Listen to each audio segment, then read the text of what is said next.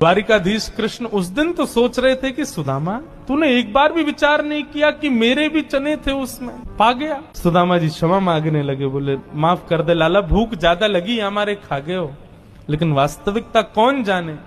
सुदामा जी महाराज फटी टूटी झोपड़ी में रहते हैं, उधरी हुई धोती पहनते हैं, अन्न जल का तो कोई ठिकाना ही नहीं है, ऐसे घर में रहते हैं। पत्नी बोली द्वारिकाधीश आपके मित्र हैं, आप जाते क्यों नहीं कभी उनसे मिलने। सुदामा जी बोले कहीं मेरी दशा देख करके कोई ये ना सोचे गरीब है, भिखारी मांगने आया, इसलिए मुझे अजीब लगता है। और दूसरी बात ये कि मैं कृष्ण का सखा हूं, अब कृष्ण तो बढ़िया राजकीय वेश में रहता है, अब मैं ऐसे रहता हूं, कोई मुझे देख करके कहीं ये ना सोचे ये कैसा सखा ठाकुर जी का, इसलिए मुझे लगता है कि मैं यहीं से ही उनको भज लूं, उनके पास ना जाऊं। सुदामा जी की पत्नी ने सौगंध दे दी, तुम्हें मेरी सौगंध है, जाओ द्वारिकाधीश से मिलके आओ।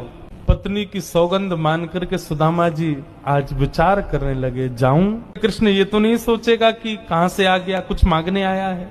कृष्ण तो नहीं सोचेगा, लेकिन उसकी पटरानियां, उसके राज्य के लोग, महामंत्री आदि ये सब तो नहीं सोचेंगे। सुदामा जी को बहुत संकोच हो रहा है, लेकिन पत्नी की सौगंध है तो निकल पड़े। पत्नी ने 4 घरों में जाकर के अलग अलग एक एक मुट्ठी चावल लिए, जानबूझ, क्यों?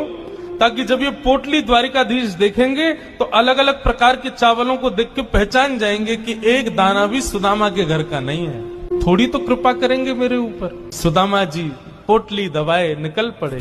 सुदामा जी महाराज धीरे धीरे चल करके द्वारिका की ओर जा रहे हैं। चलते चलते महीनों बीत गए सुदामा जी को।